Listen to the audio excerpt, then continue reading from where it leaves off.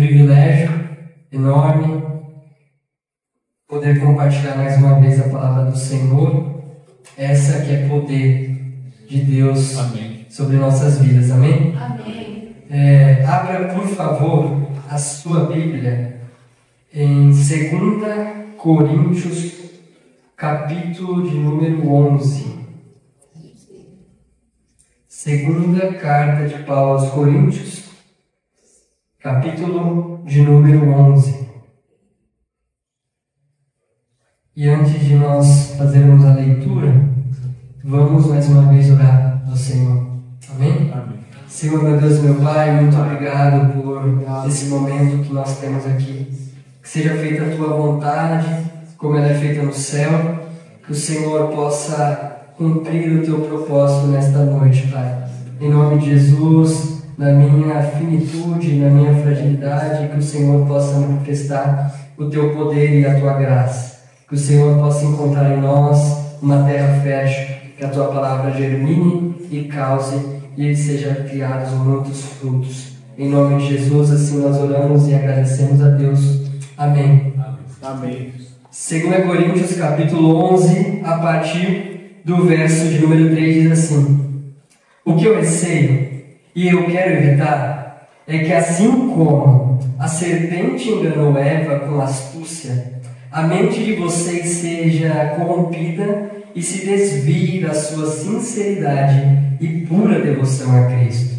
Pois, se alguém lhes vem pregando um Jesus que não é aquele que pregamos, ou se vocês acolhem um espírito diferente do que acolheram, ou um evangelho diferente do que aceitaram, vocês o toleram com facilidade. Todavia, não me julgo nem um pouco inferior a esses super apóstolos. Eu posso não ser um orador eloquente, contudo, tenho conhecimento. De fato, já manifestamos isso a vocês em todo tipo de situação. Amém? Amém. Nós conhecemos a igreja de Corinto, e essa era uma igreja bem problemática, né? Tinham vários problemas, e isso fica mais evidente na primeira carta aos Coríntios, principalmente no quesito eclesiástico, quando Paulo vai tratar sobre o culto cristão, ele vai tratar sobre a ceia do Senhor e vai passar um bom tempo falando sobre os dons espirituais.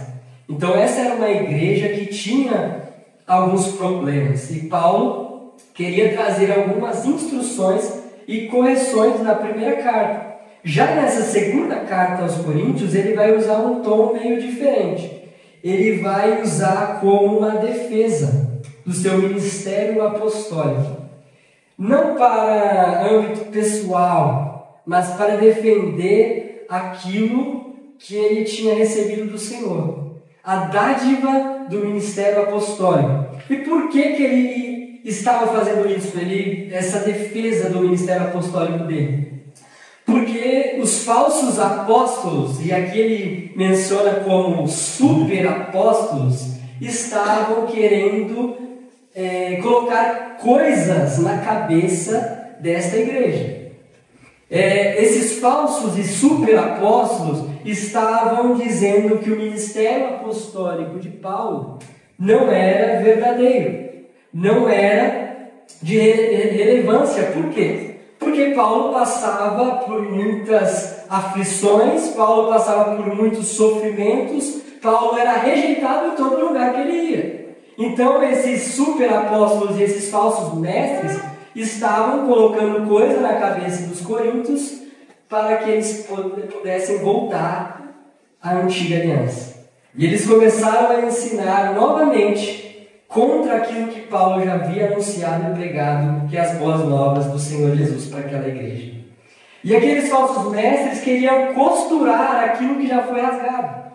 Eles queriam ensinar novamente a legalidade das Escrituras, o modo legalista de se viver o Evangelho, que é as práticas judaicas, os seus rituais, a circuncisão, e eles estavam colocando isso diante da igreja de Corinto. E Paulo vai escrever essa carta justamente para defender o seu ministério apostólico.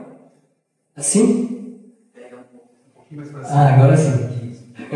Amém. E Paulo estava usando essa carta justamente para defender o Evangelho do Senhor contra esses falsos mestres. E ele vai fazer um contraste nessa carta maravilhosa. Ele vai pegar a antiga aliança e vai trazer um contraste com a nova aliança. A excelência da nova aliança, a supremacia da nova aliança que está na graça do Senhor. Por isso, eu queria orar, trazer como motivo de oração para nós hoje 3 verdades acerca da nova vida em Cristo, da nova aliança para as nossas vidas, a graça do Senhor nas nossas vidas, baseado nessa epístola, nessa carta de Paulo aos Coríntios, lá no capítulo 4. Então, se você voltar algumas páginas para a esquerda, nós vamos ler esse capítulo que é maravilhoso. Capítulo 4 da carta aos Coríntios.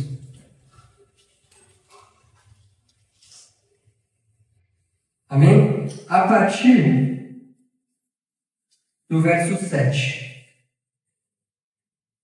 Diz assim, ó: mas temos esse tesouro em vasos de barro, para mostrar que este poder que tudo excede provém de Deus e não de nós. Vou ler de novo. Mas temos esse tesouro em vasos de barro, para mostrar que este poder que tudo excede provém de Deus e não de nós. Essa é a primeira verdade que eu queria discutir com vocês acerca da nova aliança. Que nós temos um bom tesouro e somos um vaso muito frágil. Portanto, a primeira verdade é: somos portadores frágeis de uma glória eterna. Glória a Deus. Amém. Ao contrário daquilo que os falsos mestres ensinavam, a partir que eles conseguiriam alcançar algo por meio de práticas e por meio de rituais e as suas liturgias judaicas. E eu me lembro um dia que meu pai, eu era criança, trouxe um presente bem grande, uma caixa grande. Era época de Natal. Na minha casa tinha uma árvore de Natal, então eles colocavam um presente ali debaixo da árvore. E nós ficávamos, eu e meu irmão, nós ficávamos tentando adivinhar que presente era aquele. Meu pai só ia deixar nós abrirmos no dia do Natal. E eu e meu irmão ficamos naquela ansiedade para entender, para descobrir o que era aquela caixa. E eu e ele ficava passando a mão assim, e nós queríamos muito um videogame na época. E ficávamos passando a mão na embalagem, no embrulho. E eu falei com meu irmão: eu acho que é um videogame. E aí ele falou: eu também acho. E aí chegou no dia do Natal, era um videogame. E por que eu estou falando isso? Muitas das vezes, a embalagem, o embrulho, não vai conseguir disfarçar o que tem dentro. Não vai conseguir enganar aquilo que tem dentro. Por exemplo, eu gosto muito de ganhar livros. E muitas pessoas me dão livros e quando eu vou pegar o presente, eu sei o que é, porque está embrulhado ali no formato de um livro. Uma bola de futebol, por exemplo, já tem um formato. Mas pode ocorrer ao contrário também. Quem nunca, no amigo secreto, ganhou um bombom dentro de uma caixa de sapato? Né? Já aconteceu comigo. Uma bala dentro de uma caixinha de iPhone. Essas coisas acontecem. E o que Paulo está fazendo aqui é justamente uma analogia para falar de algo frágil, de uma embalagem simples, de uma embalagem toda amassada, com algo que tem dentro que é muito precioso e muito superior àquilo que é a embalagem em si. E é exatamente isso que nós somos. Amém. Nós somos frágeis, nós somos facilmente arrebentados pela vida, mas o que Paulo está dizendo aqui é precioso. Nós temos esse tesouro. Glória a Deus. E esse tesouro não se compara a nada nesse mundo. Aleluia. Esse tesouro que é a graça do Senhor, que é as boas novas do Evangelho, que é o Espírito Santo de Deus, tem um preço incalculável. E por isso eu intitulei esse sermão como um tesouro incalculável. O maior dos tesouros deste mundo, ele está numa embalagem que não é tão impressionante.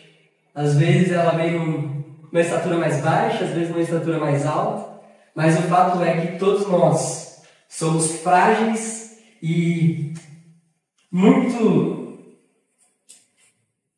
fácil de se romper, muito fácil de se quebrar. E o que eu queria dizer para vocês é que o importante não é o vaso, o importante não é o obreiro, o importante não é o pregador, o importante não é o crente, o importante é aquilo que ele carrega, porque este tem um valor inestimável, este tem um valor eterno. E tem um pregador que ele diz que é muito preocupante quando nós vemos a moldura de uma obra tomando a atenção maior do que a pintura. Verdade. Quando existe mais ênfase no vaso do que na glória que contém o vaso. Quando existe um manequim e ele está roubando mais atenção do que a sua própria vestimenta. Isso é muito preocupante. E de fato é isso que os falsos mestres estavam ensinando. Verdade. Que nós devemos fazer. Que é por nossa conta que nós vamos chegar a Deus. É por conta dos nossos rituais. É por conta das nossas práticas religiosas. Mas o fato é que a graça do Senhor já é suficiente. Amém. E ela nos leva a viver uma vida em santidade. Ela nos leva a viver uma vida de devoção a Deus. Porque quando nós entendemos aquilo que carregamos, é o suficiente. Aleluia. Nós já não vamos mais querer os tesouros deste mundo. Verdade. Quando nós entendemos que o Espírito Santo de Deus é tudo que nós mais precisamos, tudo que nós mais temos, o resto passa batido. Verdade. Já não é mais o nosso maior objetivo.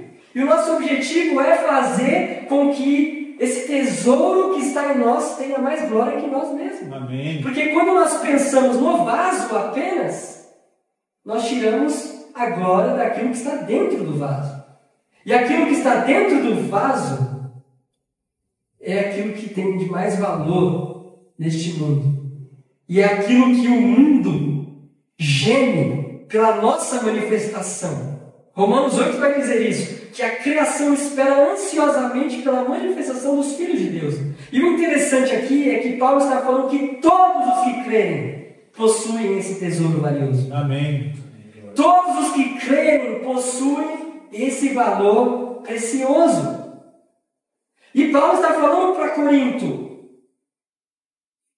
qualquer pessoa, qualquer falso apóstolo, super apóstolos, que pregarem outro evangelho, e ele discute isso em Gálatas também, que seja considerado anátema.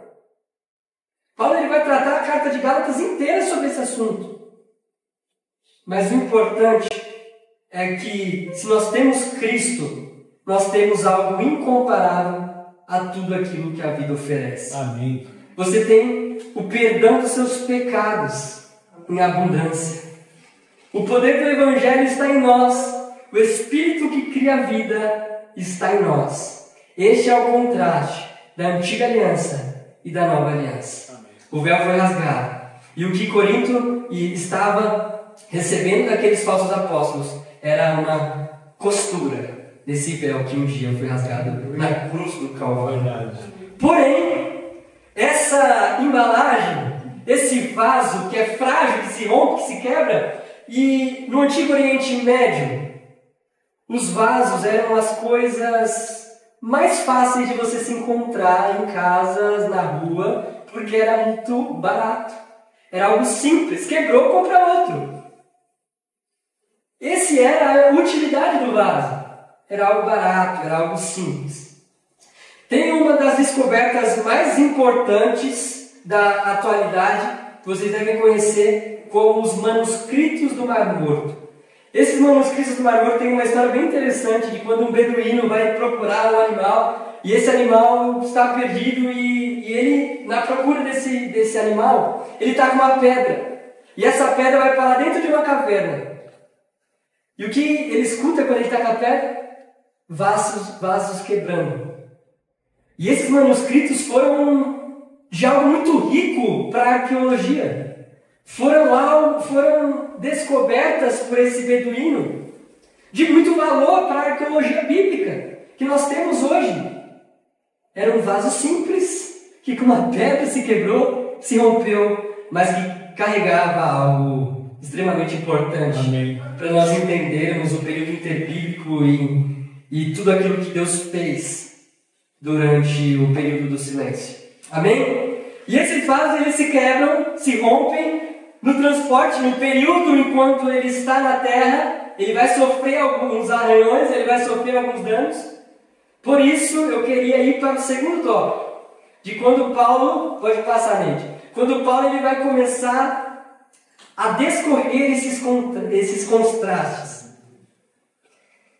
E eu coloquei esse segundo tópico como enfrentamos sofrimentos, mas somos sustentados pelo tesouro que carregamos. E eu acho que a gente estava no mesmo espírito, Rafa, quando você introduziu o culto falando acerca do sofrimento de Davi. Porque Paulo ele vai falar isso posteriormente. Vamos ler verso de número 8 e 9. Diz assim: de todos os lados somos pressionados, mas não desanimados. Ficamos perplexos, mas não desesperados. Somos perseguidos, mas não abandonados. Abatidos, mas não destruídos. Olha a graça do Senhor na nova aliança. Quando nós temos esse tesouro que carregamos, quando passamos por esses momentos, como abatimento, nós não somos destruídos. Amém. Porque o Espírito, o poder de Deus, se manifesta na nossa fraqueza. Olha a diferença daquele que carrega o tesouro e daquele que não carrega o tesouro. Estávamos falando isso.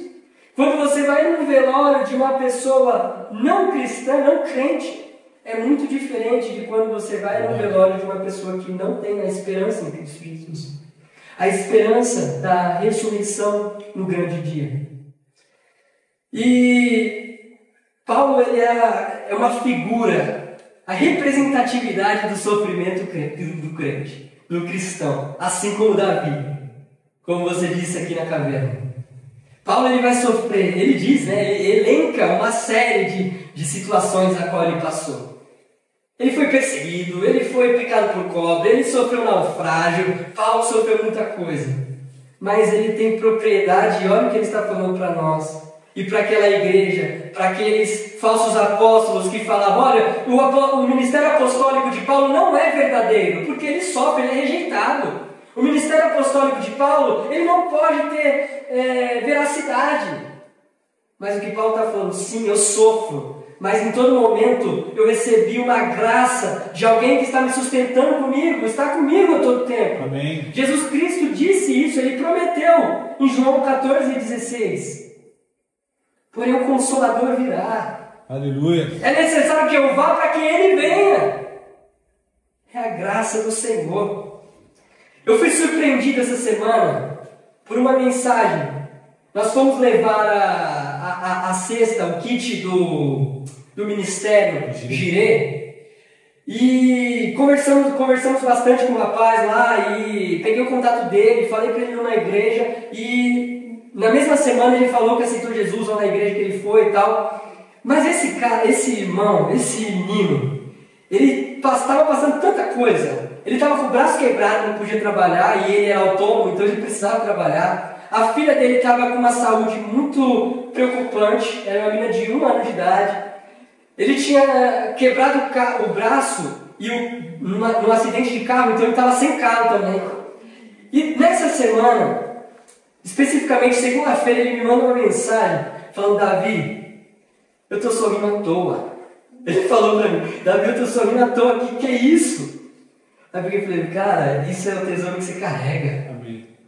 No meio desse sofrimento, você vai ter alegria sim. Amém. Porque a tua vida não é baseada naquilo que você está vivendo, nesse sofrimento. A tua alegria está na esperança do Cristo Jesus. Amém. Porque o que você recebeu foi de graça. O que você recebeu, isso é suficiente para esta vida. Essa vida é muito passageira. E Paulo ele vai falar em 2 Coríntios 4 para nós não ligarmos para as leves e momentâneas tribulações, porque ela não se compara com o peso da glória que há de ser revelada. Aleluia. Paulo vai falar isso. João capítulo 16 diz: essas coisas venho dito para que tenhais paz em mim. No mundo passais aflições, mas tende bom ânimo, pois eu venci o mundo. Amém. A Carol estava, o pastor João estava no velório agora. Imagina para essa família. Perdeu o sacerdote do lar. Imagina para o filho. Somente o Espírito Santo. Verdade. Somente o tesouro valioso para sustentar, para trazer o afago, para trazer o consolo. Somente aquilo que temos de mais precioso para nos sustentar em meio aos sofrimentos. Nós vamos orar por isso. Vamos avançar. E a terceira verdade que eu queria falar com vocês nesse capítulo de número 4 de Paulo está no versículo 10 a 12. Leia comigo. Trazemos sempre no nosso corpo o morrer de Jesus, para que a vida de Jesus também seja revelada no nosso corpo. Pois nós, que estamos vivos, somos sempre entregues à morte por amor a Jesus, para que a sua vida também se manifeste em nosso corpo mortal. Versículo 12. De modo que em nós atua a morte, mas que em vocês tenha a vida. Aleluia. Isso aí, para quem não entende a mensagem da cruz, é loucura. Por quê? Qual é o nosso maior símbolo de referência com o cristianismo? A cruz. Um símbolo de sofrimento e de morte. Como pode nós, cristãos, que temos a vida, carregarmos um símbolo deste? É justamente por esse contraste que Paulo vai fazer aqui. Porque é da morte que temos a vida. Aleluia. É quando um homem justo se entrega que nós recebemos a vida. Aleluia. E é quando nós matamos a nossa carne, morremos para nós mesmos, que a vida é reinada em nós. E as pessoas conhecerão a Cristo Jesus através da nossa morte. Amém. Nós estamos estudando aqui com o Saulo acerca da escatologia bíblica. Nós vemos em 1 Coríntios 15 acerca da ressurreição do grande dia, onde nós vamos ressurgir com Cristo Jesus. Mas tem uma surpresa maravilhosa, que é o nosso corpo glorificado. Amém. Nesse corpo mortal, Paulo está falando, nós carregamos nesse corpo mortal a morte de Cristo. Mas um dia vamos ter um corpo glorificado com Ele. Amém. E é o que ele vai falar no capítulo seguinte dessa carta, no capítulo 5. Ele vai falar: nós ansiamos, nós colocamos a nossa expectativa pela morte dessa cabana. Ele vai falar: nós colocamos as nossas expectativas na morte dessa cabana, dessa morada, que é esse corpo, carne, osso. E colocamos a nossa expectativa na nossa nova habitação, que é o corpo glorificado. E é muito necessário que essas aflições aconteçam em nossa vida. É muito necessário que esses sofrimentos aconteçam sobre nossa vida. Porque é nesses sofrimentos que a glória de Deus e a força de Deus vai se revelar. Amém. É complicado, é paradoxo, mas é verdade. É em meio ao sofrimento que Cristo vai revelar. O que aconteceu em Atos 19? Estevão sendo apedrejado. O que acontece com a igreja? Se expande. A igreja se expande. Os cristãos são considerados pela primeira vez como cristãos a partir da morte de um homem. Um homem que não foi desamparado porque ele viu o céu se abrindo. Aleluia. Nós não somos desamparados no nosso sofrimento. Nós não somos desamparados quando estamos passando momentos de caverna como Davi. Ele sabia o Deus que estava com ele. O sofrimento em nossa vida serve para que o tesouro seja visto por outras pessoas, para que a glória que carregamos seja manifestada e as pessoas que estão no mundo Contemplem isso. Amém. Glória a Deus. Um dia você vai morrer, para nunca mais morrer. Amém. Apocalipse 21, se não me engano, diz que um dia toda lágrima será enxugada. Não haverá mais morte, não haverá mais tristeza, mas somente alegria e prazer, satisfação naquele que se faz presente. Aleluia. Amém? Para finalizar, todo vaso tem um propósito e uma finalidade e uma função. Ele é feito para conter algo e transportar algo. Paulo foi escolhido por Jesus como vaso para levar o seu nome aos gentios. Precisamos ser vasos de honra, úteis e preparados para toda boa obra. Wisbert diz corretamente que somos vasos para que Deus nos use.